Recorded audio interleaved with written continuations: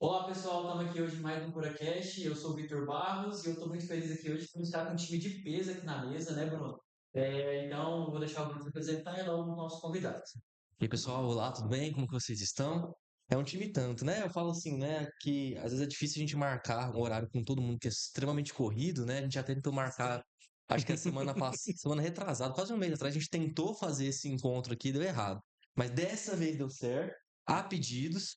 E Hugo, Rafael, se apresentem, explica um pouquinho aí de vocês, da trajetória de vocês, né? Eu acho que é legal. Bom, conheço vocês há muito tempo, mas para quem não me conhece, eu chamo Rafael Cavalcante Samanini. Vim para Goiânia fazer veterinária, me formei na UFG. Depois eu fiz mestrado em ciência animal, com ênfase em patologia, né? Fiz especialização em oncologia veterinária e fiz a residência em patologia animal. Atualmente eu ofereço serviço de diagnóstico anatomopatológico, né? Faço citologia, faço histopatológico. Confesso que eu fujo um pouco de necrópsia porque é mais complicado e o tempo é curto, acaba ocupando bastante espaço, né? E é chato, vai, pelo amor de Deus. A questão Maravilhoso. é porque assim, É maravilhoso. Vocês gostam disso, não é fazer possível. necrópsia é uma delícia. O Não, problema é que ninguém velho. pede necrópsia porque tá de boa. Sempre é para processar alguém, Processo, né? né? Então, assim, Aham. tem essa É. questão e até porque, além de fazer o serviço, eu também atualmente estou professor, né? Uhum. Então, eu estou dando aula de patologia veterinária lá na PUC Goiás. Legal demais. Perfeito, obrigado, Rafael. Hugo, está presente. Estou me apresentando, eu sou Hugo Henrique Ferreira, sou formado também, sou filho da UFG, fiz a graduação na UFG, saí da UFG, fui para a Universidade Federal do Rio Grande do Sul para fazer residência, Legal. voltei para a UFG de novo, fiz um mestrado. Desde isso eu fiz algumas outras pós-graduações, mas não acaba que a minha área de atuação foi mais para conhecimento geral mesmo, né, de Uhum. oncologia, de medicina legal. Atualmente eu atuo também em Goiânia, na medicina legal, no necrópsia, citologia, histopatológico, todas as áreas em que envolve a patologia. E a gente está em expansão, né? Querendo montar agora, né, nos passos de organização para montagem do laboratório, né? Que se tudo der certo, se Deus quiser, Vai dar. até março, maio do ano que vem já vai estar tudo pronto. Uhum. E é isso, a gente está aí atuando na área e agarrando. E eu sou um defensor da necrópsia. Nossa, gente. Não, Eu não falei entra mal da um. necrópsia, Eu gente. falei mal, gente. Nossa, é porque assim, não sou da área, né? Mas a matéria de patologia, a parte tinha que fazer divisão do monobloco, tudo. Gente, eu detestava. Eu detestava. Não faz sentido, não faz sentido. Não, mas Mas você fez necrópsia de boi lá na UFG, numa sala climatizada, com guindaste, vai fazer uma necrópsia a campo é diferente, tem todo um e o diferencial. veterinário encontrou o boi meio-dia e ele morreu ontem. Não. Sim, mas assim, é desafiador. Mas vocês vão ter outra visão ainda, porque necrópsia de faculdade, geralmente a gente acaba pegando um cadáver um pouquinho mais autorizado, aquele fedorzinho clássico. Necrópsia do dia a dia não é assim. Então a gente é raro pegar um animal podre, né? Então a gente acaba que vira um CSI, né? Uma coisa mais investigativa. Eu, particularmente, eu amo. Nunca tinha parado pra pensar nisso, realmente, porque fica meio freezer nas aulas, 5 anos, né, pro aluno pegar, né? Sim, Realmente, nesses casos, eu acho que o cadáver, não, acho não, né, o cadáver é é fresco, né? outra cheirinho de cirurgia. Ah, pô, não, aí é bom. Não, aí eu acho que eu gosto de se açaí, era uma das séries que eu mais gostava, né? Hugo, deixa eu te perguntar, Hum, no laboratório de vocês? chama Lurium. Lurium. Laboratório, né? Tem Uhum. Instagram? Tá, estamos montando. Eu tô agora com o Tá em Instagram processo profissional, né? ainda, né? Tá em Aham. processo de montagem. O site já tá para finalizar, né? O nosso site está finalizando. Uhum. O Instagram profissional agora da empresa já está sendo finalizado. Então a gente está nos engatinhando agora para montar Uhum. as coisas, sabe? Sim. E aceita hoje em dia, porque assim, pra quem não sabe, né? Lurian antigamente o nome era Hugo Serviço de diagnóstico. Serviço Diagnóstico, Isso. Hugo Aham. Serviço Diagnóstico, que aqui em Goiás é muito bem estabelecido, mas vocês aceitam amostras também de fora de fora de Goiás. Sim, sim, bastante. Tem bastante cliente. Tem cliente de Jataí, cliente dos entornos aí de Goiás, basicamente a Uhum. maioria. Sim, estou Legal. tentando fazer a expansão agora, né? Lógico que vai ocupando tempo com uma coisa, com outra, mas a Hum. ideia é conseguir um mercado assim dos entornos de Goiás e, se Deus Não, quiser, legal. futuramente do Brasil. A gente tem uns ouvintes aí fora de Goiás, né? Então, assim, é legal. Quem quiser conhecer o trabalho do Hugo, do Rafael, né? Dá uma pesquisada aí no Google, né? No Instagram aí, que é um trabalho bem legal. Pessoal, então a gente já introduziu um pouco o que vai falar hoje, né? A gente vai falar sobre patologia e a complicação dela com a nossa área, né? Que é a área, principalmente aqui de cirurgia, que a gente vai falar hoje, né? Então, uma novidade que a gente vem tendo aí no dia a dia é o que vocês têm feito, né? Que é a patologia transcirúrgica, e aqui a gente quer, né, até entender se esse nome que eu falei tá certo mesmo, se tem um nome mais correto, como que a gente, né, o que que é, quando que ela é indicada, vocês podem falar um pouco disso pra gente? E Sim, depois sim. a gente segue falando de margem, de linfonodo, tudo isso mais pra Uhum. Então, a patologia transcirúrgica nada mais é do que a gente fornecer informações das lesões no ambiente cirúrgico, tá? Então, assim, ela entra, a gente fala patologia transcirúrgica porque a gente engloba vários exames. Então, no momento da cirurgia, a gente pode oferecer citologia, pode oferecer o histopatológico, a citologia nas mais variadas técnicas, né? Raspado, imprint, punção aspirativa, e com base no somatório dessa parte citológica e da histopatológica, a gente consegue dar bastante informação para o clínico, tá? Uma delas, pensando no histopatológico, também é a margem, entendeu? Ela é um dos passos aí, uma das informações que a gente consegue ter. Mas, logicamente, no início do processo ali, a gente consegue várias outras informações, por exemplo, diferenciação de benigno e maligno, diferenciação do tipo celular envolvido. Logicamente, como qualquer outro exame, ela tem as limitações, tá? Ela tem algumas limitações. Só que, assim, pensando na tomada de decisão momentânea, ela é muito satisfatória. Então, assim, você consegue ter algumas informações suficientes para dizer, não, às vezes eu vou ampliar a margem, às vezes eu vou tirar esse tumor, eu não preciso tirar esse tumor.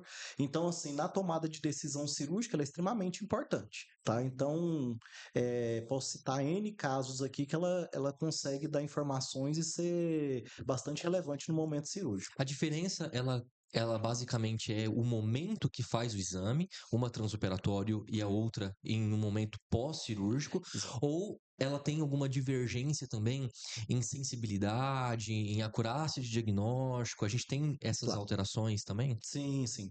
Assim, pelo fato da transcirúrgica a gente fazer um corte de congelação, às vezes tem umas limitações da própria técnica, nem sempre a gente consegue chegar no nome final da doença, tá? Então, por exemplo, no histopatológico convencional, né, que é no material fixado em formal e emblocado, a gente consegue ter bastante informação a respeito de comportamento da lesão do tecido, que às vezes nem sempre a gente vai conseguir na transcirúrgica, contagem mitótica, que às vezes também a gente nem sempre consegue, entendeu? Então, assim, quando a gente faz um corte de congelação, nem sempre a gente respeita uma micrometria, né? Um tamanho, uma espessura do material totalmente satisfatório para a gente fazer uma contagem mitótica. Então, às vezes a gente vai fazer um corte, o corte fica um pouco mais espesso, fica uma sobreposição celular e acaba que a gente pode sobressair a contagem mitótica, né? Dar uma contagem elevada. Então, normalmente a gente não tem essas informações.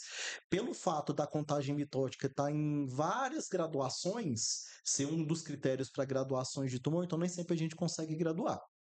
Então, assim, a gente tem que saber onde a transcirúrgica ela consegue dar informação para a gente não dar informação em excesso e pecar, entendeu? Então, assim, a gente tem que ter esse limite. Então, muitas vezes, a gente chega no ambiente cirúrgico simplesmente para diferenciar maligno, benigno e, às vezes, dar o tipo tumoral. Então, por exemplo, não, eu sei que é um epitelial, né, um escamoso maligno, então é cutâneo, vamos pensar no carcinoma de células escamosas, entendeu?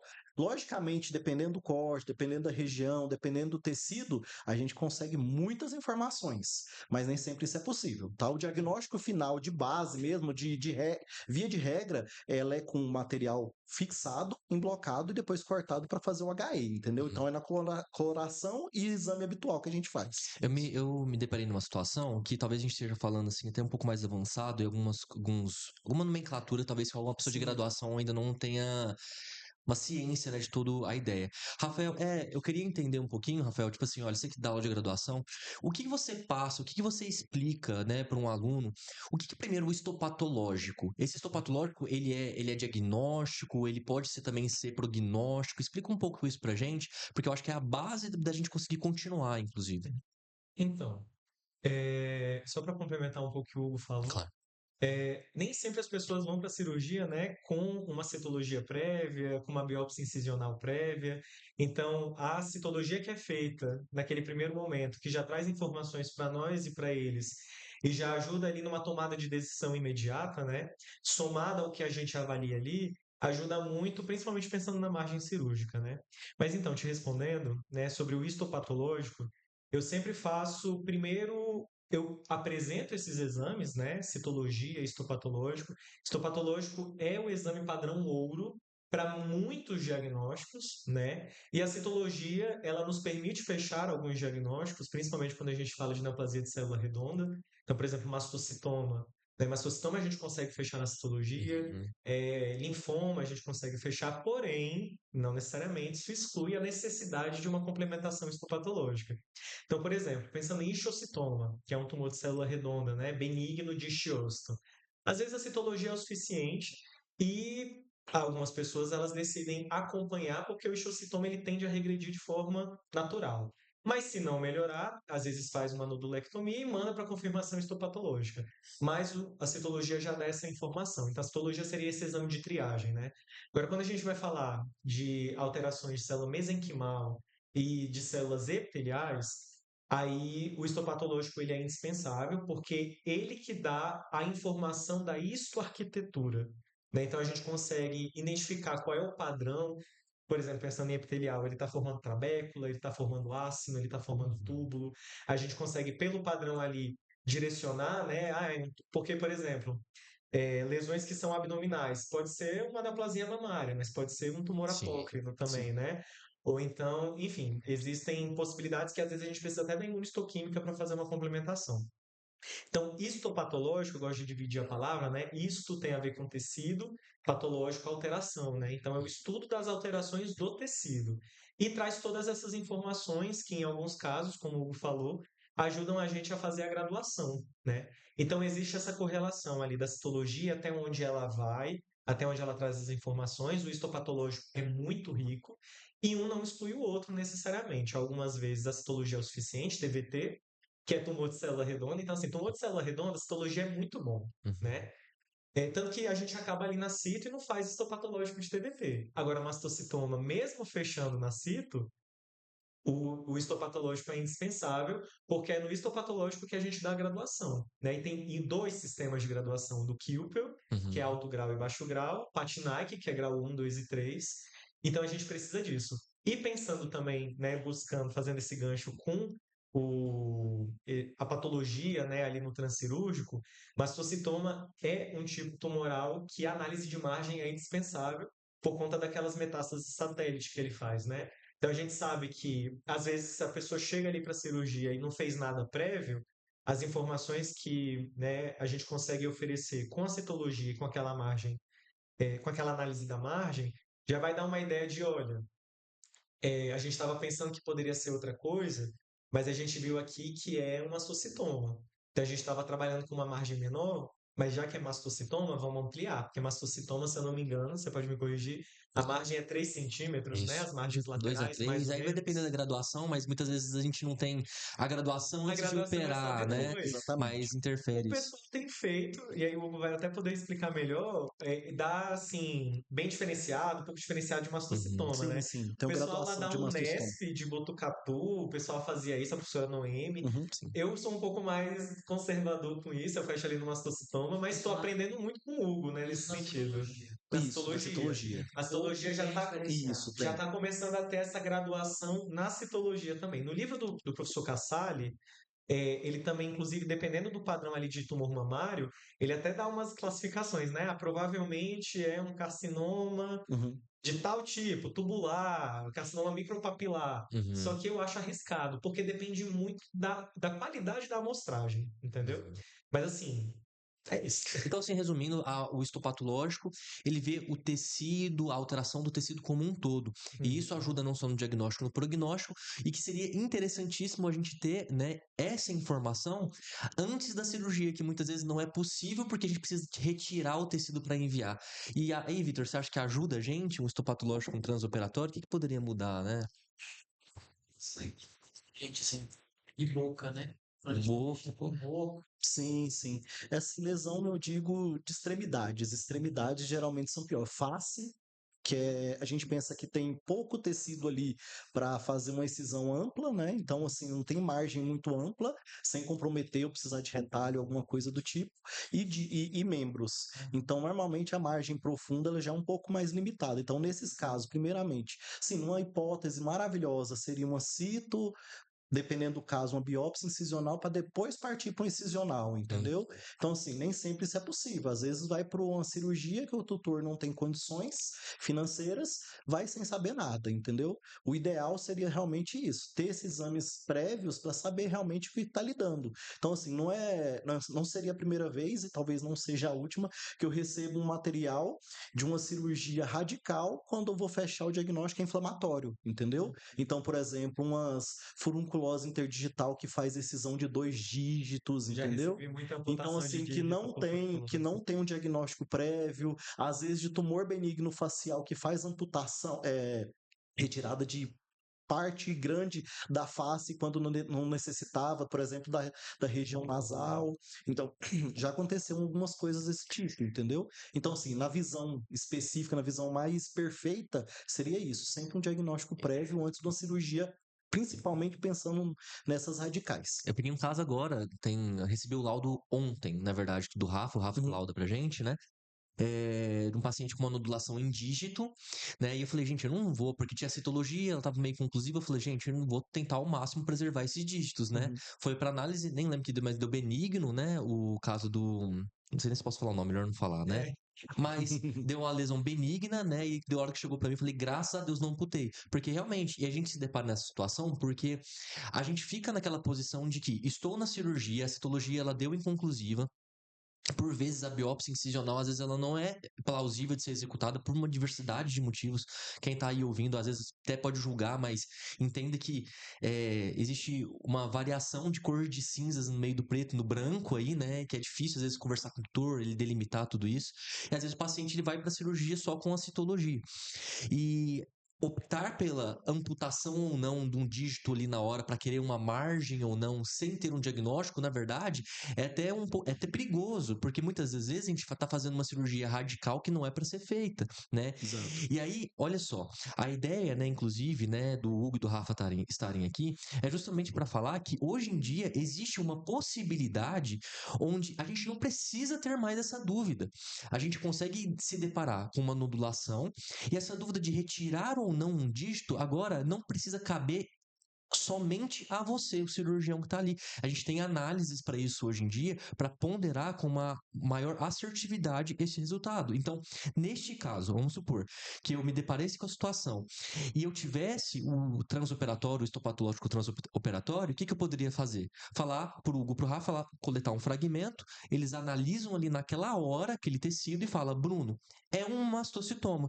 E aí, a partir daquele momento, eu tenho a liberdade e vou falar assim, entre aspas, eu sou autorizado, né, a fazer uma cirurgia mais radical, seja retirando os dígitos ou não. Agora, se porventura der uma furunculose e eu tirar os dígitos, dando um tiro de canhão em uma situação que não precisa. É mais ou menos isso, não é a ideia? Exatamente, é bem isso. E vocês têm alguns casos novos, assim, que vocês acompanham, que... Assim, a gente tá falando, já que tá falando de dígito, acompanhei um caso recente, né, que o paciente veio com diagnóstico prévio de plasmocitoma, só que era um plasmocitoma um pouco mais amplo, né, uma lesão mais volumosa, e não tinha comprometimento ósseo nem nada, né, no raio-x.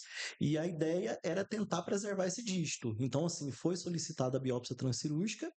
No primeiro momento, né, foi feita a primeira avaliação, retirou o tumor, a gente fez essa avaliação, deu margem comprometida. Foi retirado mais tecido, avaliado novamente, comprometida de novo. No terceiro momento, aí chegou na parte óssea. Então a gente não tinha mais para onde correr, não tinha como mais ter ampliação de margem. Então, nesse caso, foi solicitada para o tutor, né, ele autorizou fazer a eletroquimioterapia, foi feita a eletroquimioterapia, entendeu?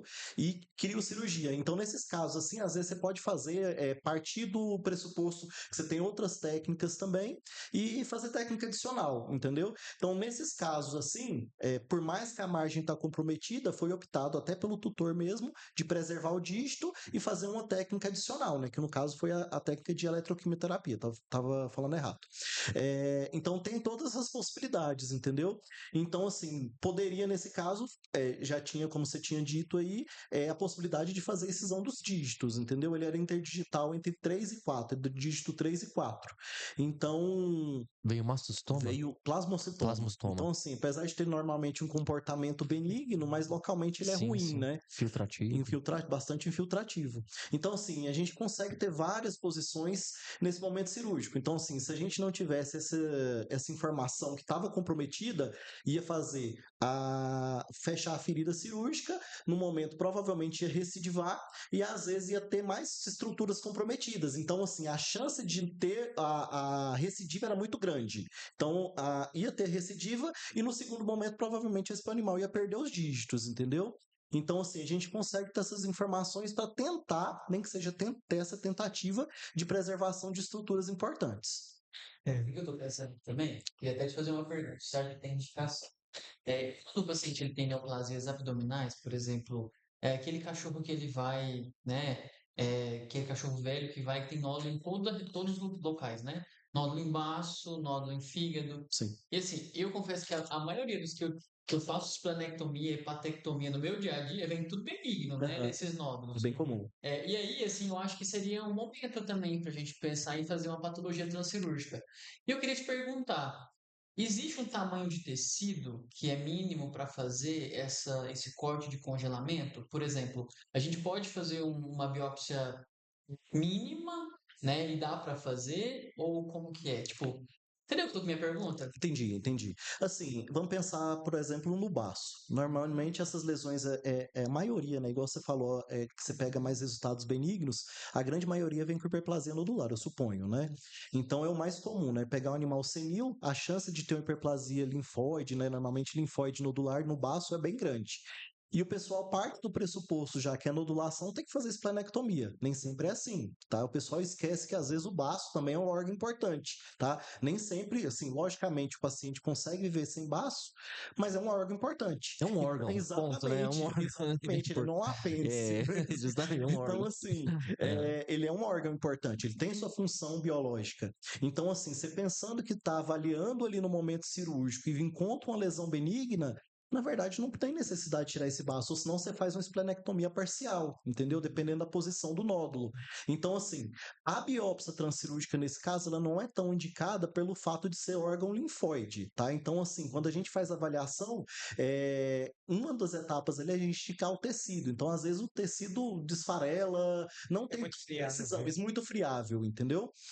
Mas a gente consegue fazer citologia, tá? Então, como o Rafa falou, a maioria desses tumores, né, eles são de células redondas. E a citologia tem boa eficácia para isso, entendeu? Para diagnóstico desses tumores de célula redonda. Então, a gente poderia ter esse caso de fazer uma citologia transcirúrgica e ter essa preservação do baço, entendeu? E pensar. É possível isso fazer também no fígado? Porque assim, Sim. fígado, às vezes, como eu falei, às vezes tem aqueles nó lá, você fica na dúvida, tira ou não. Quando a gente abre na cirurgia, ele tem a cara do mesmo parênquima hepático, você fica naquela dúvida, né? Vou tirar ou não vou? Então, é porque daí o que que acontece? Dependendo também do tamanho do nódulo, né? Pensando em órgãos internos, assim, baço, fígado, às vezes a gente depende de uma amostragem mais ampla, né? Então, assim, porque pode ter heterogeneidade, né? Você pega a lesão de baço, tem lesão que fica muito grande, e aí você tem foco que é hematoma, você tem foco que tem uma certa hiperplasia ali, você pode ter área ali de hiperplasia, que a gente estava até comentando esses dias, né?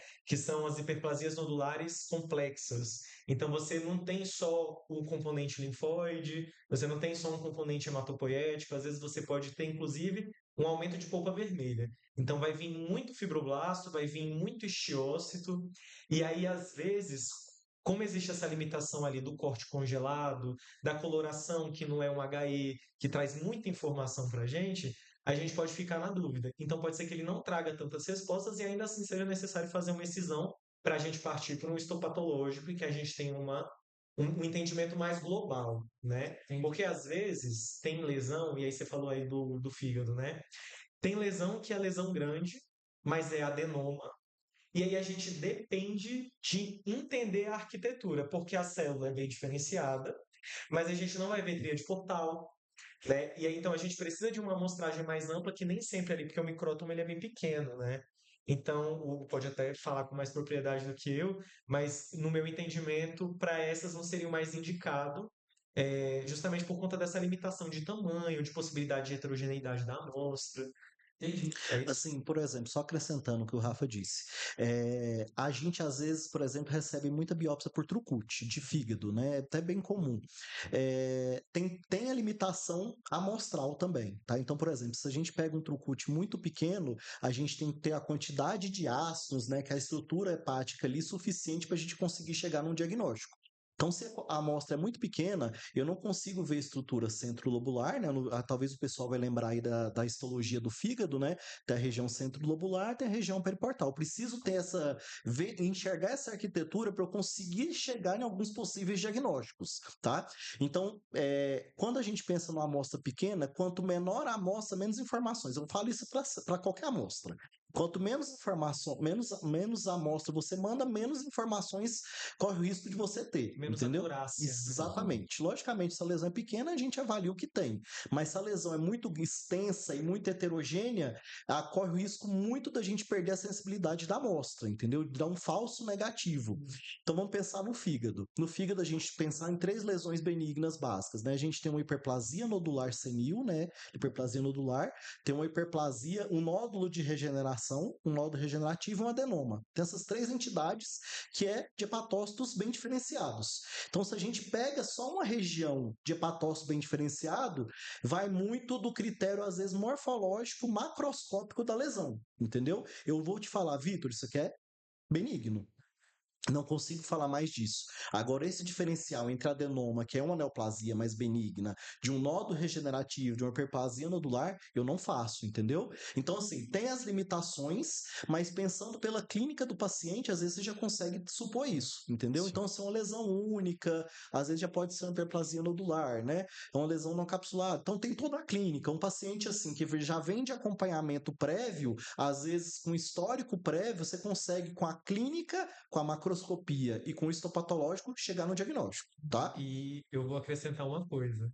A gente depende de uma equipe multiprofissional muito competente. Por quê? Pode acontecer de vir hepatócito bem diferenciado, ser um desses 3, a gente fala assim, olha, lesão benigna. Porém, a gente está avaliando, a gente inclusive tem nota falando assim, a conclusão ela é referente à área amostrada. Pensando numa análise em Trucut, né, em que você está fazendo ali guiado por ultrassom, tem que ter um bom médico, né, que saiba fazer ultrassom e um cirurgião que tenha certeza que a área que ele está mostrando de fato é a lesão. Porque se ele pegar parênquima adjacente, a gente vai ver Exato. tóxico normal. Então tem essa limitação também. Então a gente depende de uma boa amostragem, porque a gente só vai conseguir falar o que a gente está vendo. Pensando ali na curso também, às vezes você pega uma nódulo de 1 centímetro. Gente, 1 centímetro é muito pequeno. Exato. Muito. A chance de você errar num fígado que é grande, né, é muito alta. Não, e às vezes vem com a amostra contaminada. Não é raro, às vezes, por exemplo, eu receber a amostra, 3, por exemplo, fragmentos de biópsia por trucute, 2 deles sem contaminação, com gordura e tecido muscular. Na hora de passar ali, né, a agulhinha de trucute, às vezes contamina o canhãozinho da biópsia ali, entendeu? Então acontece isso. Então, assim, o ideal é fazer, se pelo menos pensar num tumor grande. Se for um tumor grande, várias biópsias de locais diferentes do tumor, tá? Pra gente ter uma representatividade maior. A gente tem consenso para muitas doenças, Exato. colocando aí de 6 a 8 fragmentos, né? Sim, perfeito, exatamente. A gente teve um consenso de hemangiossarcoma esplênico, tem um ano mais ou menos, Uhum. e ele por si só já demonstra a dificuldade do patologista de só de pegar o baço e entregar para ele já tem uma dificuldade absurda, né? Muitas das vezes tem que ser mandado para imunistoquímica, né? Agora, imagina os pequenos fragmentos. Toma cuidado que eu não estou falando que não é para fazer a biópsia por trucute, tá? Trucute, né? Não estou falando isso. Estou falando que essa amostragem é importante para vocês, né? Realmente. Uhum. Sim, É sim. entender as limitações, né, das É técnicas, da isso. Aham. análise, mas assim, num bom profissional, isso tudo sendo conversado, por isso que eu falo, essa equipe, né, de Uhum. vários profissionais trocando Deixa eu ideias, te falar, a gente consegue consegue otimizar o Eu, por um diagnóstico. tempo, eu pegava, fazia muito, né? E aí eu utilizava muito o tamanho, né? 18G, né? E aí eu fui percebendo que não tava legal, não tava legal. Eu fui conversar com o patologista, ele tá pequeno demais. Aí foi quando eu passei para 16G, que é mais calibroso, Uhum. é isso mesmo, né? E aí as amostragens começaram a ver com mais qualidade, né? Por causa do tamanho, da espessura da amostra. Então, olha, até isso, né? O tamanho da agulha, ela importa. Sim, Com sim. certeza. Posso falar um outro momento pensando, gente, assim, eu acho que seria legal nesse caso, me fala se é aplicável, Uhum. é em bexiga, né? Porque, assim, às vezes a gente pega o diagnóstico de tumor de bexiga, né? Por mais que venha sendo inventado, descoberto tantas coisas para diagnosticar, ainda é um pouco difícil, né? Uhum. Por exemplo, está com um paciente com suspeita de neoplasia de bexiga, aquilo ali está numa região que é operável, né? E às vezes isso não é conclusivo, tanto na citologia, às vezes você faz BRAF adicional, mas não chega a uma conclusão certa. E aí, nesse caso, talvez seria interessante uma biópsia transcirúrgica, né? Por exemplo, eu vou ir lá e vou fazer uma cistectomia parcial, Uhum. né? Até para entender um pouco de margem na bexiga, seria interessante fazer esse histopatológico transoperatório? Via de regra, assim, tecido parenquimatoso sólido, né, não hematopoético, a maioria deles é aplicável, tá? Então, assim, pensando na bexiga, que é um órgão sólido, ali, tecido mais sólido, a gente consegue fazer a transcirúrgica normal, entendeu? Então, assim, tanto para diagnóstico, com finalidade diagnóstica, quanto para finalidade de margem, tá? Então, assim, a gente não teve esse caso ainda, né, até porque normalmente quando chega esses materiais para a gente, é por uretrocistoscopia, é por biópsia aberta mesmo, né, por laparotomia, mas a gente não teve essa casuística. Mas, assim, pensando na praticidade, na finalidade do exame, também é completamente aplicável. Porque tem um caso que assim, tá muito famoso, que foi publicado, que é um caso de um paciente que ele fez uma citologia. A citologia, se eu não me engano, deu sugestiva de carcinoma urotelial, né, de bexiga. Uhum. Fez BRAF, deu positivo. Eles foram e fizeram cistectomia total do paciente. E aí, o resultado veio de uma Plasia. cistite polipoide, Cistite polipoide. né? Então, assim, é um Deus caso me livre, muito gente. famoso, É, porque foi antes todo mundo usava. Pera, é um caso muito famoso em Goiânia. Não, no mundo. do Ele foi mundo. publicado como uma Entendi. complicação cirúrgica muito Deus me livre. famosa. Você falando da bala de canhão, né? Meu Sim, Deus. acho que é antes É, todo mundo mas acontece. usava. Que aqui tem uma citologia que está ali numa de célula, né? Característica de malignidade. Mais bravo positivo, fechou o diagnóstico, né? Então, assim, o povo achava que necessidade de O BRAF positivo não é 100%, né? Deixar isso claro, entendeu? né? A questão assim, tem que associar muita coisa junto com ele para fechar o diagnóstico.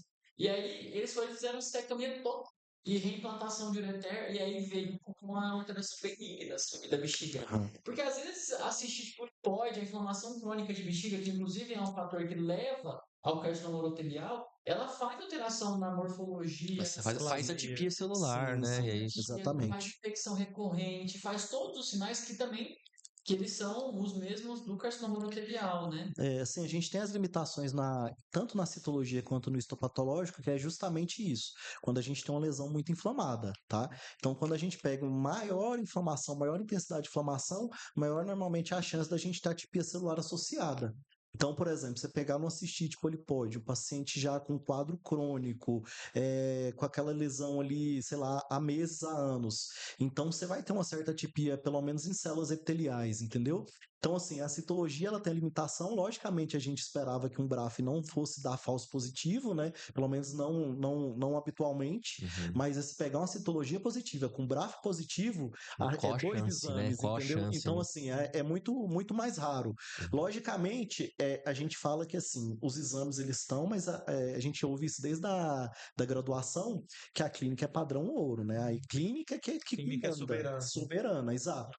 Então, por exemplo, você pega uma lesão que deu BRAF positivo, deu citologia positiva ali, sugestiva de carcinoma, mas a macroscopia não condiz, entendeu? Então você pega uma lesão difusa, é muito mais incomum você ter um carcinoma urotelial toda a mucosa do que um carcinoma focal. Normalmente eles são mais focais, entendeu? Por mais que às vezes, dependendo do grau, você pode ter um comprometimento de toda a bexiga, mas ele normalmente surge em um foco e vai expandindo e filtrando, entendeu? Então, assim, quando a gente avalia isso, a gente tem que avaliar a macroscopia também. Nossa, essa macroscopia aqui não tá batendo, entendeu? logicamente a gente tem que ter essa visão crítica das coisas, entendeu? Então, assim, por exemplo, se a gente pega uma citologia, deu um sugestivo de carcinoma, mas a clínica não tá batendo, tem que ser sempre comunicado para o patologista e a gente fazer nem que seja outra avaliação ou partir para um exame mais específico, entendeu?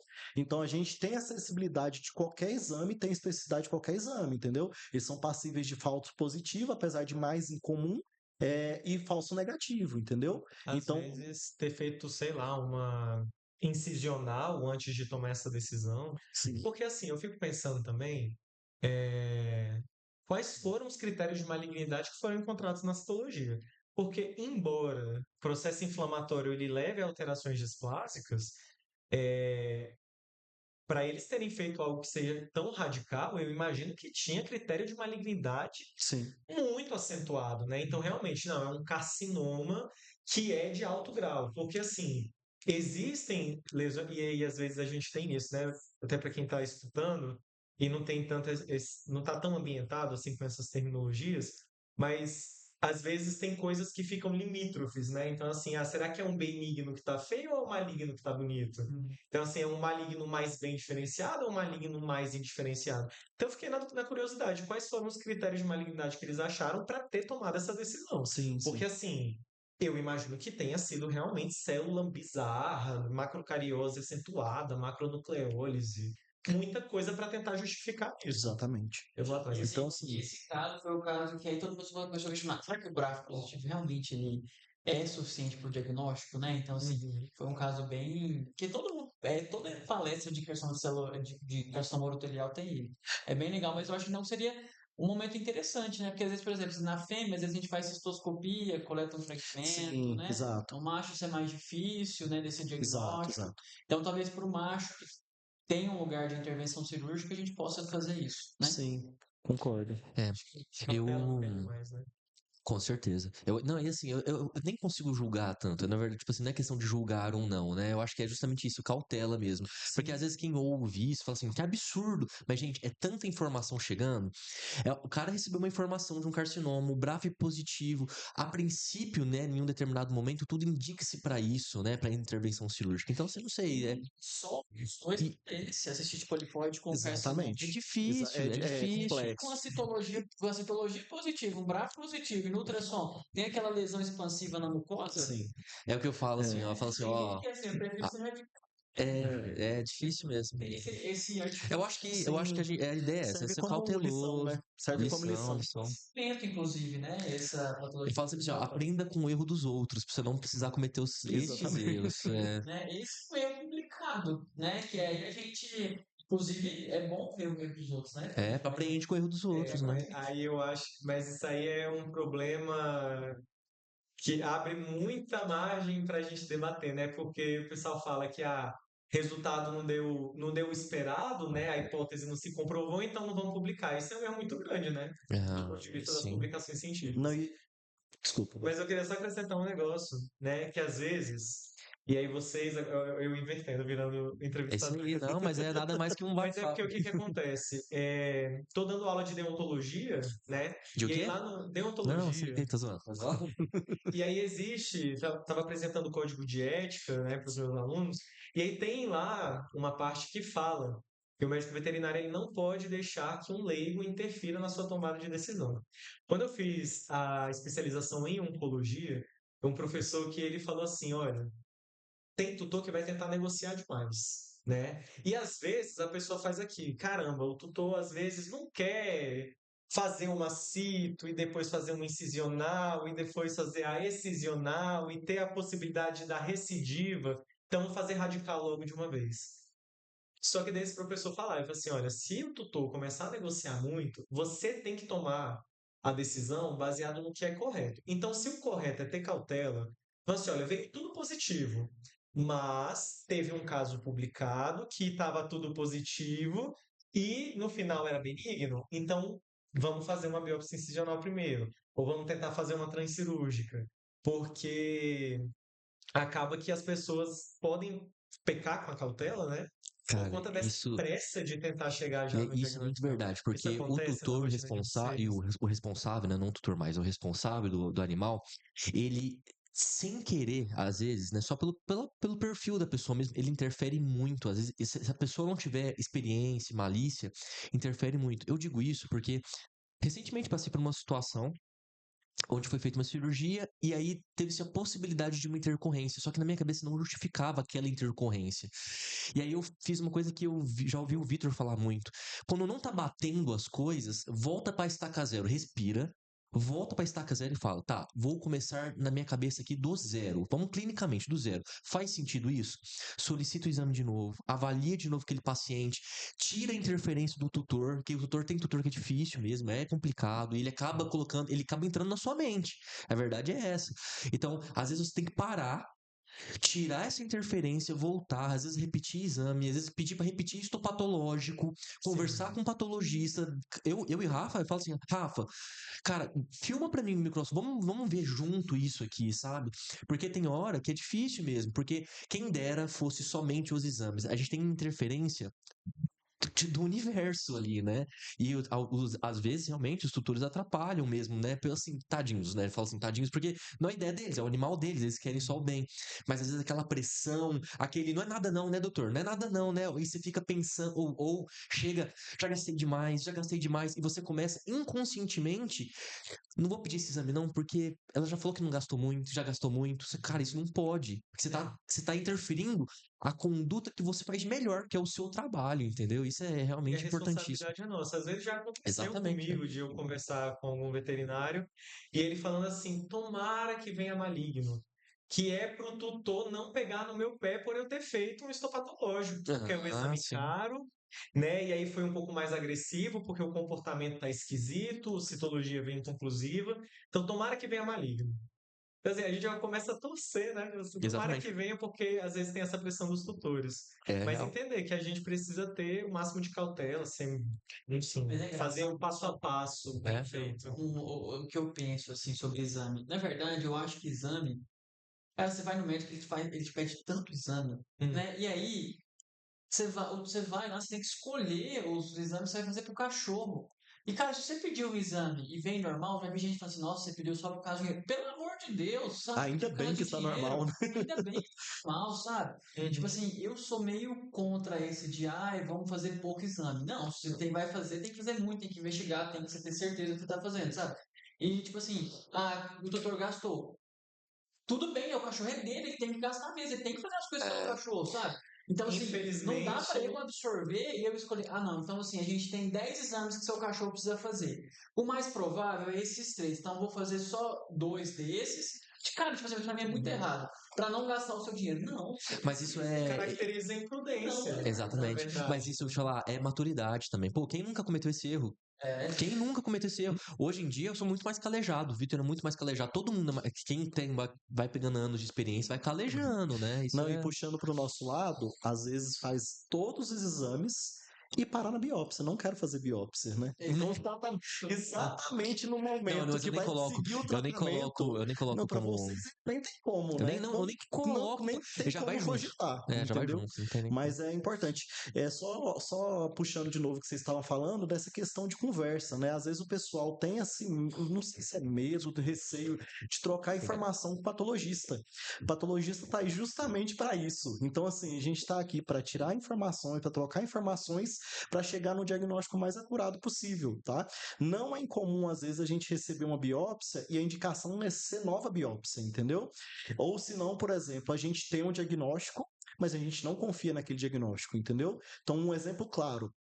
Pensar uma biópsia de uma lesão mamária de 10 centímetros, a gente recebe 1 centímetro daquela amostra.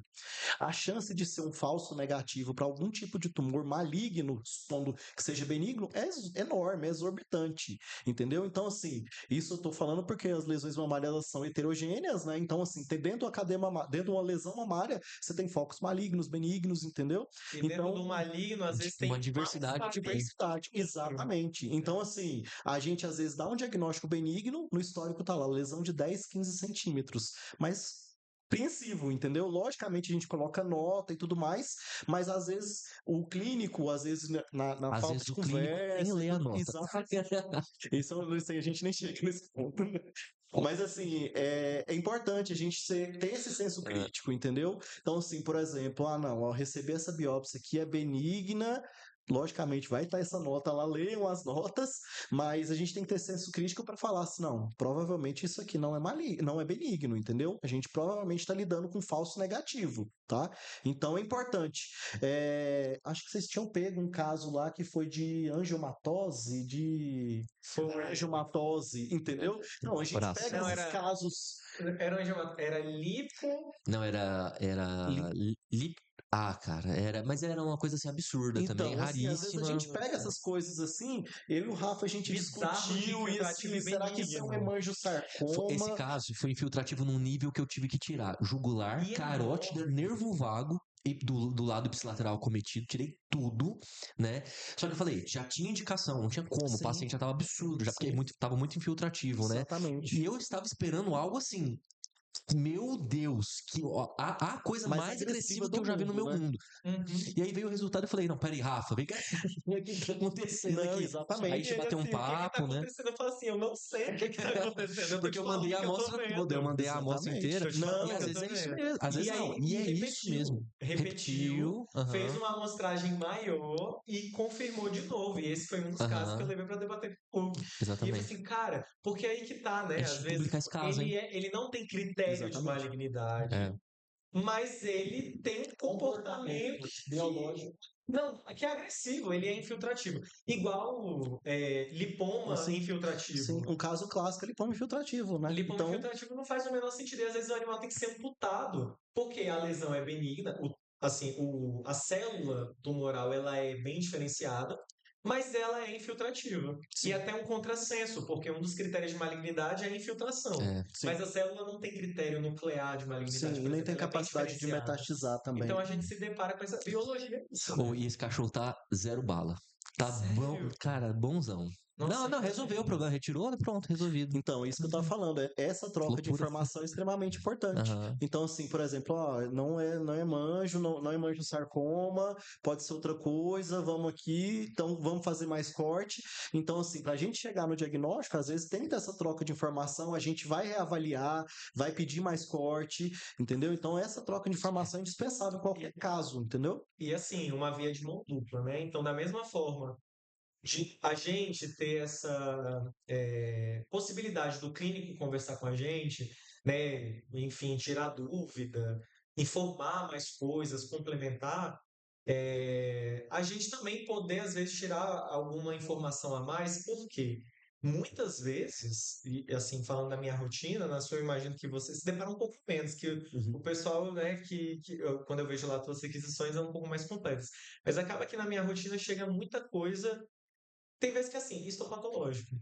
Eu não sei o que De é, mim não é eu não sei não. de onde é. De mim Não, não é de não. vocês Eu não. Eu mando um esqueci. caderno pro Então, Rafael. assim, Eu então, esqueci assim, minha plaquinha aqui, ó. Manda histórico. Devia ter trago aqui, ó. Manda histórico. É tipo assim, verdade. porque é muito importante para a gente, na hora de interpretar o que a gente está vendo, ter esse histórico, né? Qual é a evolução, qual é o tamanho, porque é incisional, né? Então, assim, qual é o tamanho da lesão? Porque a gente só vai conseguir fazer essa nota, né? Trazendo a atenção para que a acurácia do exame pode ser comprometida porque a amostragem não é tão boa, porque no histórico diz que é uma lesão de 10 centímetros e foi enviado fragmento de 1. Uhum. Mas se eu não tenho essa Sim. informação, eu não consigo falar isso para o clínico, para ele ter a cautela. Manda tomografia pro Rafa. E aí, pensando nisso, me fala, o ideal é mandar o tecido por completo? Por exemplo, eu vou tirar um baço. Eu mando o baço inteiro ou eu mando os fragmentos? Ou eu vou tirar a mama? Eu mando toda a cadeia mamária ou só os fragmentos da mama? Eu posso colocar um slide aqui? Fala disso na graduação, mas Vamos pensar por mama, você fala do baço. beleza. Por exemplo, já peguei cadeia mamária completa, logicamente, assim, a gente tá pensando no mais cauteloso, mandou a cadeia completa. Tava pensando num diagnóstico, por exemplo, M5 ali, com carcinoma, às vezes a M1, que era minúsculo, de 1 centímetro, que deu carcinoma, entendeu? Que nem seria avaliada. Então, assim, corre bastante risco. Às vezes a gente vê, assim, que tamanho não é documento. Logicamente, uma lesão maior tem maior tendência a ser maligna, mas isso não é padrão, entendeu? Então, às vezes, a gente pega lesão muito pequena que já tem um comportamento extremamente infiltrativo e metastático, entendeu? Então, assim, via de regra, a cadeia mamária é importante a gente ter a avaliação da cadeia completa, tá? Porque a gente vai avaliar cadeia e linfonodo satélite. Então, assim, pensando num tratamento e para a gente definir melhor prognóstico, não adianta mandar só o tumor e pensando que tinha outros tumores que não foram avaliados, tá? Então, assim, vamos supor que a gente avaliou M5 de 10 centímetros e deu benigno. Logicamente, era um pouco provável, mas pensou que deu benigno. E tinha um de 1 centímetro que deu maligno, mas não foi avaliado, que era maligno, mas não foi avaliado. Depois de um ano, o paciente tem metástase, entendeu? Uai, mas deu resultado benigno, mas o resto não foi avaliado, entendeu? Então, assim, a gente tem, pensando principalmente em cadeia mamária, sempre que avaliar tudo. Então, é ideal que mande a cadeia completa para a gente avaliar, além de todos os tumores, os linfonodos. E o baço, Rafa? E aí, não, e aí, só complementando aqui, porque assim, realmente existe uma correlação que quanto maior é a chance de malignidade, mas às vezes é uma lesão cística, às vezes é uma lesão inflamada, Às vezes é ele está linfoma mamário. edemaciado. E aí, outra coisa, já aconteceu de eu receber a amostra, né? Tumor mamário, o histórico era esse, tumor mamário, fez, né, a Mastec. mastec total, e aí era um nódulo muito grande, e o diagnóstico era mastocitoma. Uhum. Então, assim, as pessoas têm que entender. E aí a importância de fazer os exames de triagem, uma citologia já traria essa informação, né? Porque daí a pessoa fez uma mastec, que não precisava, e não seguiu o outro padrão de análise É uma de ressecção com fazer a margem. margem, né? Porque a margem lateral, na verdade, ficou comprometida, porque ele preocupou em fazer uma muito comprida e não tão larga. E aí era uma mastocitoma. Aí perguntou: pode fazer a margem agora? Agora não tem como, porque já cortou, né? Não identificou também. Então Ah, acaba comprometendo. Em relação. Só repete sua pergunta. o baço. Tem que mandar o baço inteiro, né? Isso, o vaso inteiro primeiro. Eu vou querer, depois que acabar o vaso, eu voltar na só pra gente engatar o Uhum. Então, quando você vai fazer a amostragem, né, a gente tem os tipos de amostragem, né? Então, primeiro você vai definir, é incisional, é excisional. Incisional, você vai fazer só de um ponto, justifica ser só de um ponto, ou então é uma lesão muito grande que você vai fazer vários fragmentos de uma lesão só. Mas então não, olha, eu vou fazer a análise de baço vaso inteiro. e aí você escolhe, né? Você vai fazer splenec parcial ou total. Você pode mandar o baço inteiro, não tem problema. A questão é, dependendo do tamanho da lesão, existe uma necessidade de você respeitar a proporção de fixador para tamanho de amostra, né? Então, quando a amostra tem mais de 4 centímetros cúbicos, você já começa a ter uma redução da capacidade de penetração do formol. Então, quando a amostra é muito grande, até o formol chegar lá no centro, está autorizando. Tá? Então, às vezes é necessário que você faça secção, né? Então, assim, vou mandar a lesão inteira, mas aí você corta ela ao meio, porque daí você permite que o formol vai penetrar e fixar da forma adequada. E um outro adendo é que o baço obrigatoriamente tem que vir seccionado, porque ele é um órgão que é encapsulado. E a cápsula fibrosa dificulta a penetração do formol. Então, por exemplo, o testículo, eu recebo muito testículo inteiro. E o testículo tem que vir seccionado, porque ele também tem cápsula que impede a penetração. Então, já aconteceu de ter a lesão ali dentro do parênquima, mandou num pote pequeno o testículo fechado, proporção de formol inadequada, e, como ele estava fechado, na hora que cortou o testículo, estava autorizado.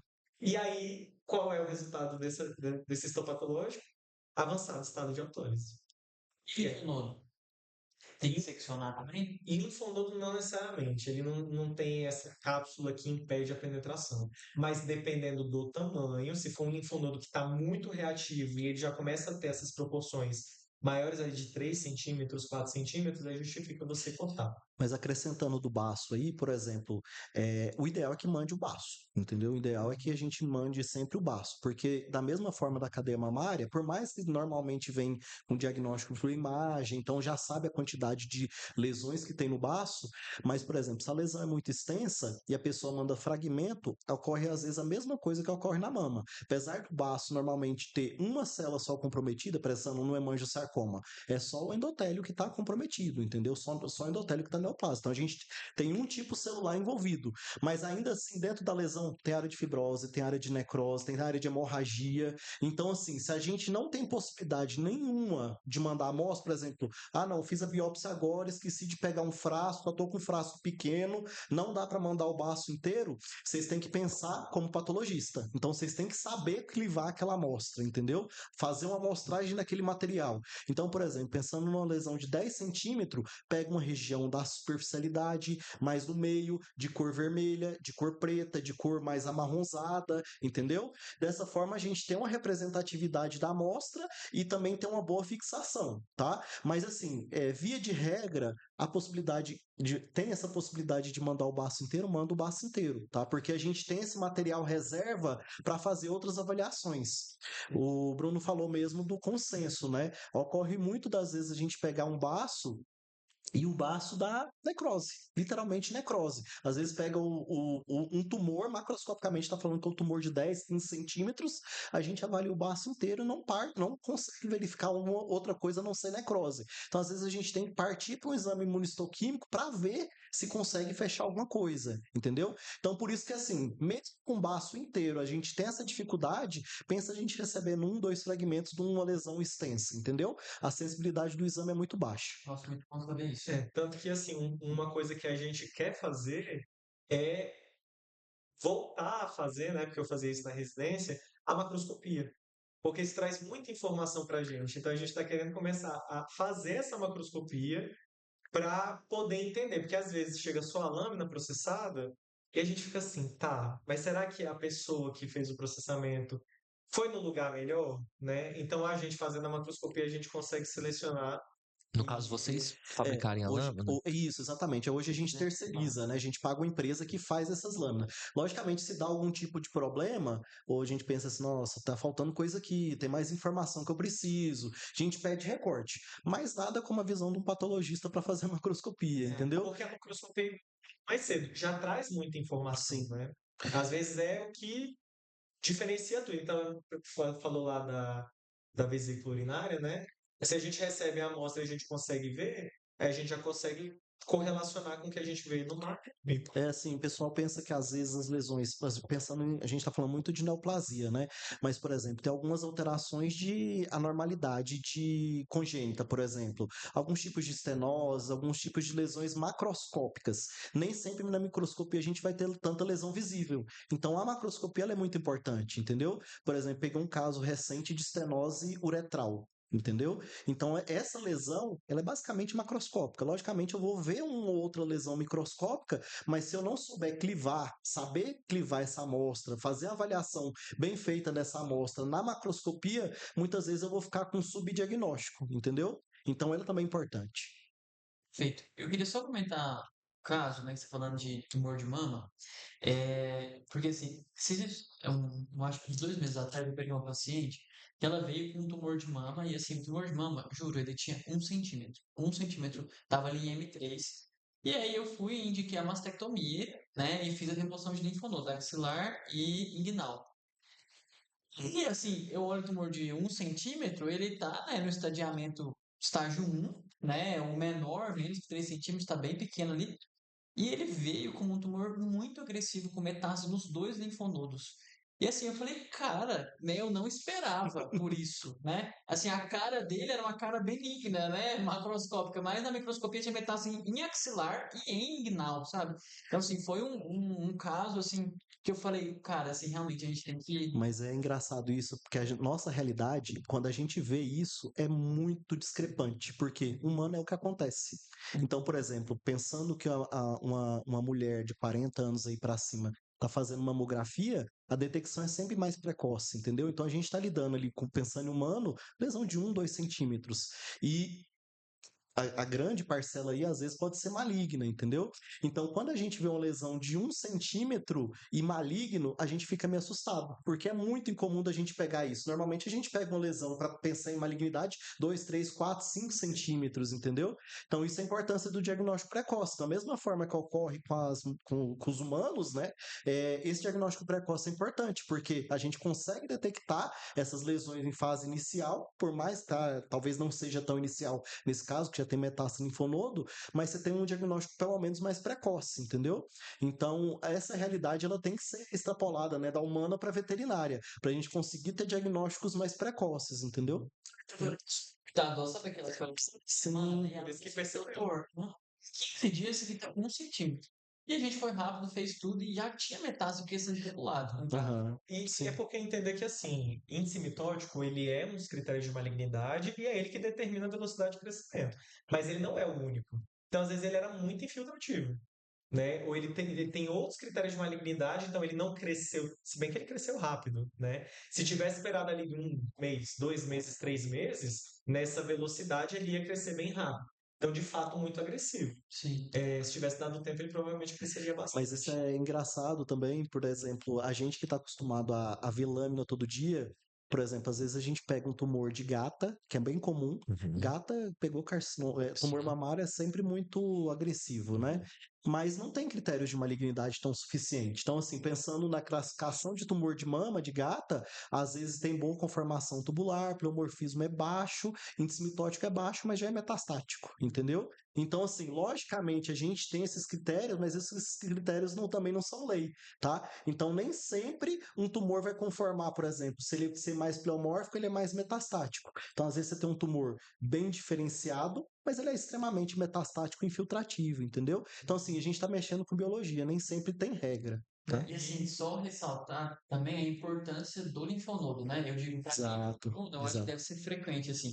Muitas das vezes eu tenho que, quando eu faço uma consulta oncológica, né, eu tenho que reabordar um paciente que já foi operado para tirar linfonodo. Sim. Porque ele é muito importante na tomada de decisão. Muda a conduta inteira. Exatamente. Então, assim, a gente entendeu o local que a gente vai operar e também o linfonodo que drena aquela região, né, e fazer a remoção dele, isso assim muda totalmente a conduta. Então, assim, se o paciente, quando ele vai para um oncologista, ele precisa do linfonodo, né? Sim. Não, isso aí chama atenção para o diagnóstico prévio, né? Por exemplo, se vai para uma cirurgia sem diagnóstico prévio, não sabe se tem que retirar a margem, qual a margem que tem que retirar, também não sabe se tem que retirar linfonodo, entendeu? A gente não tem que partir do pressuposto que tudo é maligno e tem que também retirar linfonodo. Também linfonodo é um órgão importante. Então, assim, ele tem que ser retirado quando tem indicação de retirada. Então, a gente tem que ter esse diagnóstico prévio para saber, não, nesse caso, eu tiro 1, tiro 2 linfonodos, sei qual linfonodo tirar, né? Usam um azul patente ali para saber qual tira. Então, assim, essas informações prévias, elas também são tão importantes para saber orientar o clínico e orientar o cirurgião do que a tomada de decisão que tem que ser feita, entendeu? Pessoal, só para, acho que até para finalizar, queria só colocar tipo, acho que é um pensamento aqui para a gente colocar aqui na mesa, né? A medicina, né, ela tá sempre buscando cirurgias menos radicais, mas com a maior eficiência possível, né? Isso eu acho que é o auge, né? Quanto menos radical e mais eficiente, né? E eu já há algum tempo já venho me deparando com uma situação onde antigamente a gente tinha que fazer cirurgias buscando margens muito amplas e para isso cirurgias reconstrutivas muito desafiadoras, né? Intercorrências pós-operatórias difíceis. Há uns 5 anos para cá, né, começou-se a ter uma atividade maior, né, uma facilidade de acesso à eletroquimioterapia. E, portanto, cada vez mais eu vim fazendo cirurgias reconstrutivas, cada vez menos fazendo cirurgias reconstrutivas. Porque a eletroquimioterapia ela veio aí com um suporte muito interessante de muitas das vezes a gente não fazer uma margem da melhor possível, né? Mas a eletroquimioterapia vir aí para tentar dar a destruição das células cancerígenas ali ao redor.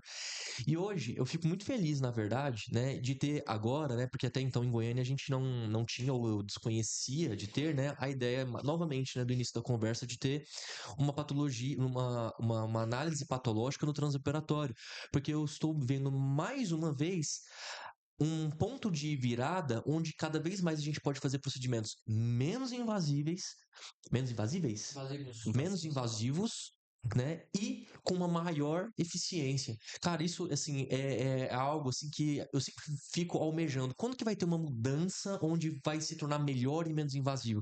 E dessa vez eu estou novamente me deparando com essa situação, onde agora talvez a gente não precise tirar fazer uma cirurgia reconstrutiva absurda, não precise amputar o paciente, ou não precise fazer um retalho, porque agora a gente tem o quê?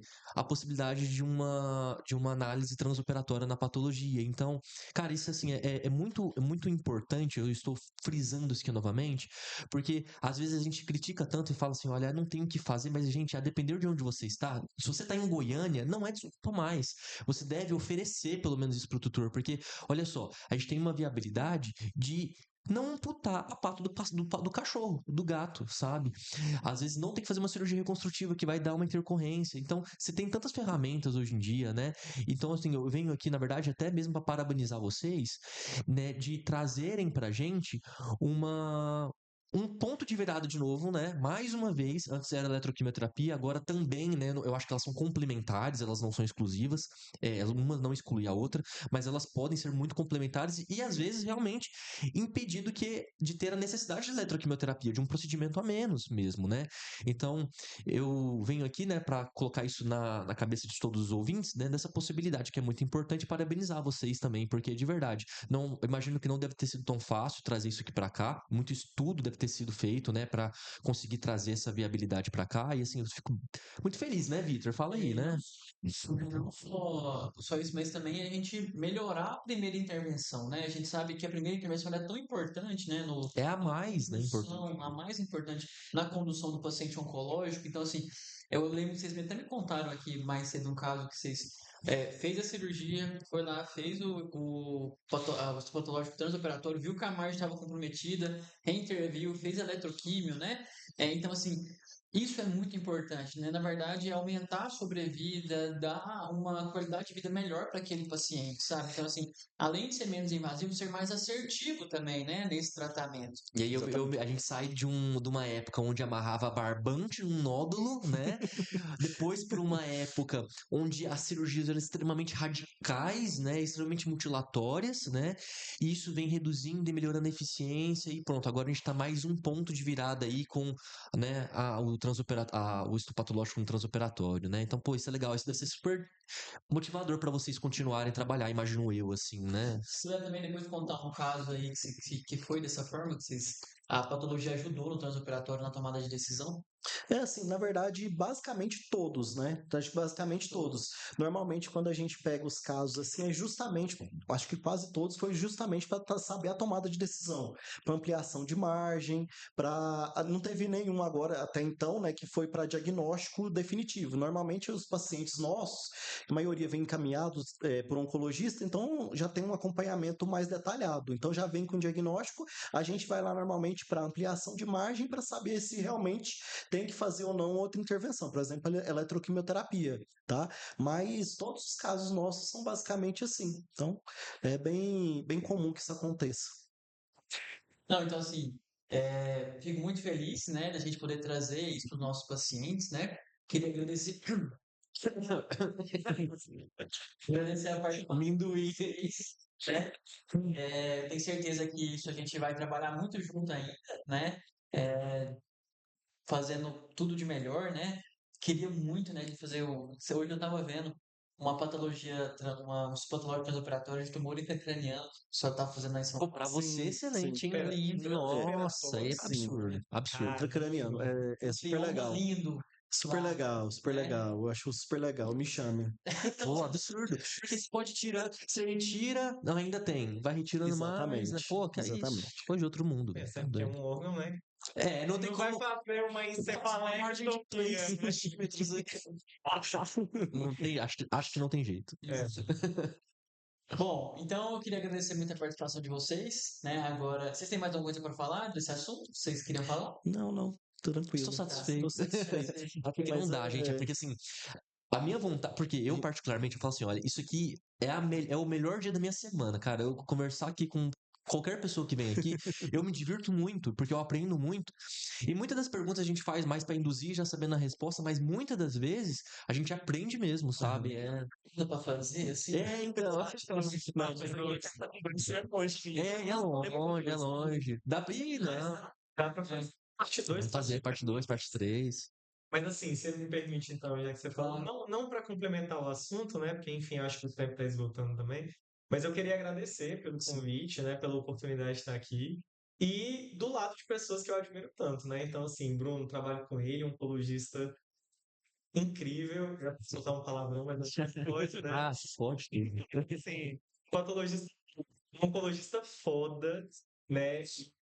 Você também, Vitor, que conhece às vezes a graduação, né? Alunos meus, e quase gabaritou prova de residência, e Monstro, né? faz cirurgia neurológica. Uhum. Eu acho Opera crânio.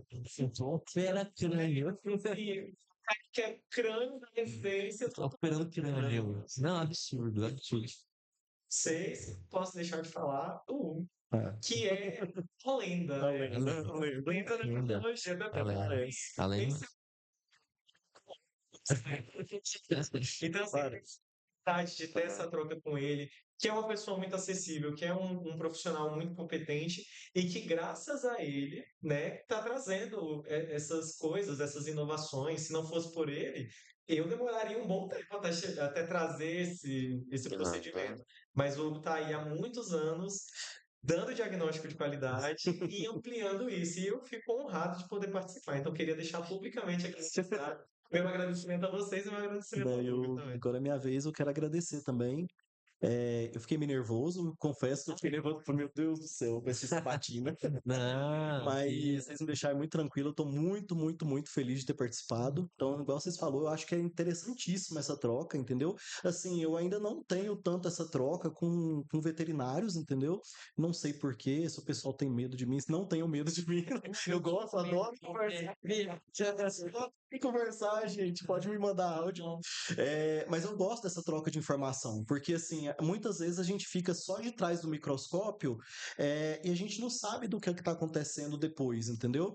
Então, assim, essa troca de informação, o paciente aconteceu isso está assado, isso aqui eu não acredito, pode falar também, estou sempre aberto para discussões, então isso para mim é muito importante, entendeu?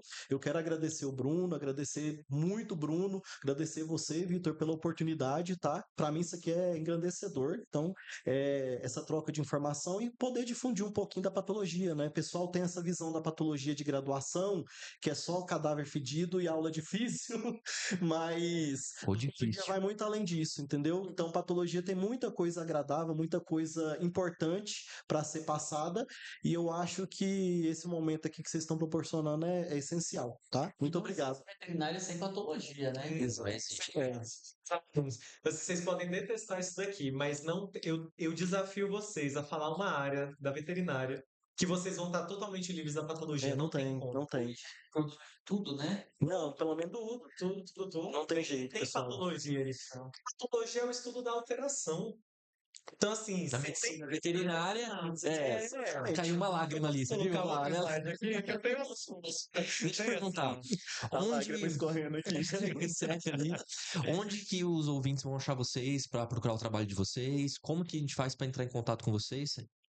Então, o meu é no meu Instagram, tá? É hugoferreira.vet. Uhum. E pode procurar também no nosso telefone, posso passar o telefone Pode, aqui? passa aí. É 99933-5899, né? Pra vocês falarem com a secretária.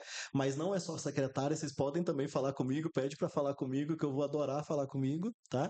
E futuramente vocês vão poder estar visitando o laboratório nosso, tá? Então, acho que se tudo der certo aí, meio do ano que vem, estourando, final do ano que vem, a gente vai ter o laboratório para a gente oferecer cada dia mais exames de qualidade para vocês. Uhum. E Rafa? Tenho o meu Instagram, mas ele é pessoal, na verdade. Eu até tinha um profissional, mas ele está um pouco estagnado. E aí, como está sendo criado, né, já um Instagram de fato profissional, laboratório, vai Hoje em ter dia site, tudo mais. tudo tá indo para vocês trabalharem em conjunto, é isso, né? Isso, tá se encaminhando para isso. Porém, é, quem for veterinário e quiser trabalhar comigo, se bem que o sentido vai se difundir logo menos, né? Mas tem o meu telefone, que é 981108452. E aí pode agendar comigo. Eu recebo também amostras de alguns laboratórios, né? Então, por exemplo, a laboratório da Diagnovet, manda pra mim, mas se quiser mandar direto também, sem problema. E fiquei sabendo que o Rafael vai dar 0,2 pontos para os alunos que ouvirem o podcast e no cantinho da prova escrever mastocitoma. Quem escrever na prova mastocitoma no canto direito superior da prova, ele vai dar 0,2 na prova. Mas tem que ver o podcast até aqui, Não, concorda? é segunda-feira, será que dá? Será que dá tempo de mandar um áudio lá? Beleza? Eu vou perguntar pra você, né? Uhum. É, cachorro. Rafael. O nome de cachorro, Hulk. Hiro. Hiro? É o meu cachorro. Ah, tá. Por que esse Hiro? Hiro Amada. É do Big Hero. Ah, pode crer, caralho. É porque ele é uma Akita. Ele é uma Akita. Ah, Ele é Aí eu uma tinha que legal. dar nome, porque ele é de Canil, aí tinha que dar um Eu amo esse nome filme, tá? japonês. Esse filme pra mim Aí é eu nem sei se é subestimado. japonês, mas assim, é É Hiro. esse o nome. É Esse filme é subestimado, é muito bom, Nossa, cara. eu amo. É, Muito bom. Cão ou gato? cara. Gato. Gato. Espécies. Pessoas. Eu não posso dar preferência sendo patologista. Ele roubou. Ele roubou, né? Gentileza. Nossa, gente, vocês me colocam.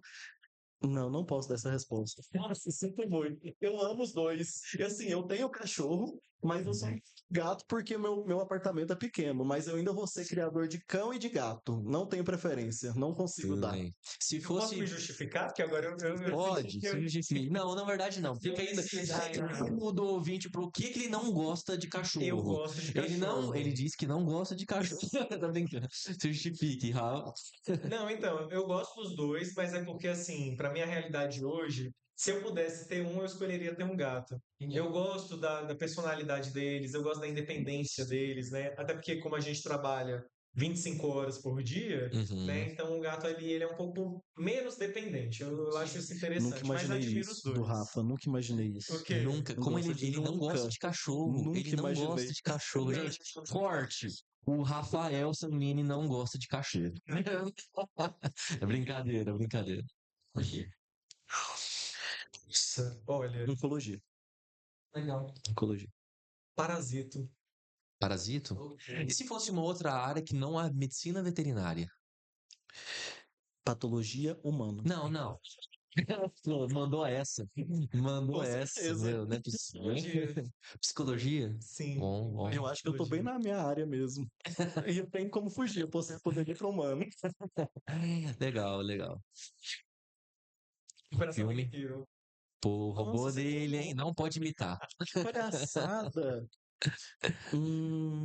Nossa, eu sou muito depressivo. Up. Pô, Nossa, é essa muito animação bom. bem alta, hein? Nossa. Vamos julgar um pouco, talvez, mas eu gosto muito de Friends. Julguei. Breaking Bad. Sabe que você vê as pessoas me julgarem aqui, me cancelarem? Eu nunca vi Friends.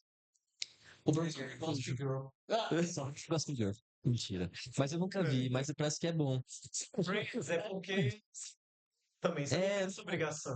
Pô. Mas é porque hoje, por exemplo, quando eu também não reassisto, Você tá assim? você tá errado, então. Eu tenho 22.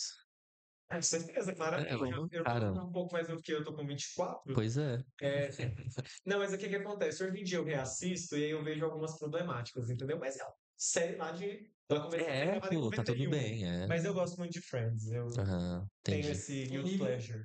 Livro. Nossa. Não leio. Também existe essa resposta Não, também. mas eu Porque às vezes tenho- não dá pra ler mesmo. Eu vou falar citologia dos animais domésticos. É possível. Olha, se eu for te falar. Por favor, se Não, e retire assim, daqui. eu vou deitar e eu tô te falando, meu livro de cabeceira é livro de citologia. Nada, pelo amor de Deus. Sério. E assim, às vezes eu sento, eu deito na cama assim, vou relaxar vendo alguma coisinha, lendo alguma coisinha. Meu livro de cabeceira tava em citologia dos animais domésticos. Deus me livre. Quando eu tinha tempo de ler livros que não eram da veterinária, a literatura, né, infanto-juvenil, eu tinha Harry Potter. Harry Potter. Harry Potter. Já reli algumas vezes, inclusive, Uma todo. música. Nossa, uma música? Qual foi a última música que você ouviu agora no seu carro? Posso falar a minha? Pode, fala, Victor. Gente, é uma regravação de um Lanterna dos Afogados. Nossa, é muito bom, viu? Eu tava vendo do João Gomes agora chegando, é Beija-Flor. Muito bom também. Muito bom. O que ele tá fazendo? Ou não? Eu já vi. João Gomes patrocina nós. Eu gosto muito de uma cantora que é, enfim, por enquanto pouco conhecida, chama Joyce Alane. Achei que você ia falar Anitta. Não, Joyce Alane, cantora feminina. Tem uma música chamada Elefante na Sala. Tá aí. Nunca ouvi falar. Você sabe que foi no MPB, né? Eu Tudo bem, tudo perguntei bem. E aí, Hugo? E pelo amor de Deus, Hugo, não vai falar que Nossa, você vê podcast não de vou. citologia, não. Eu vou ficar bravo demais, cara. Eu te tiro daqui. Só de Curacast. Não, Não, e o pior de Perdoado. tudo é porque, assim, o povo me pergunta isso e eu não tenho preferência nenhuma. Tipo, literalmente eu ouço o que tá passando, mas, assim, veio na minha cabeça e nem é das minhas preferidas, mas eu gosto de Bulletproof, da Cia. Sim, sim. Eu acho legal, mas É porque ela é de 1980. Né? Não, mas assim, é 2021. a Madonna Like a Verde Essa é a música de 2000. Like a Virgin. Proof é 2004. é antiga. Mas é porque ele não tem Vocês tempo pra escutar a música, gente. Entrar na faculdade de 6. Foi. Na minha época. Ele não tem ele tem tempo de escutar a música, ele passa de. Pessoal, então eu vou agradecer vocês mais uma vez. Muito obrigado, tá? A gente se vê na próxima. Queria pedir muito para vocês aqui dar o curtir aí no Spotify, tá? Para ajudar, tá? No YouTube também, tá? E siga o nosso Instagram, Cura Curso. Isso faz muita diferença para dar força pra gente continuar nesse projeto aqui. Beleza? Muito obrigado. Obrigado. Pessoal, então mais uma vez, agradecimentos, foi maravilhoso, foi agradecedor demais aqui, né? Eu aprendi muito com vocês. Obrigado. Obrigadão, pessoal. Demais.